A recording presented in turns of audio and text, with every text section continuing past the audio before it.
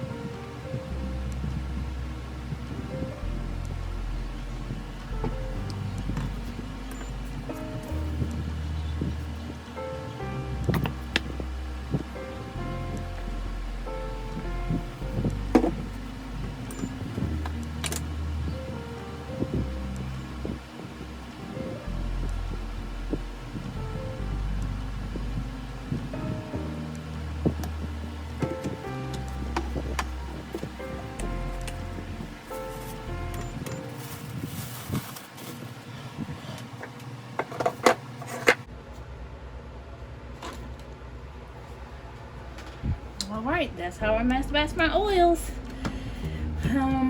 When I'm ready to use them, I'll melt down. I cannot talk today.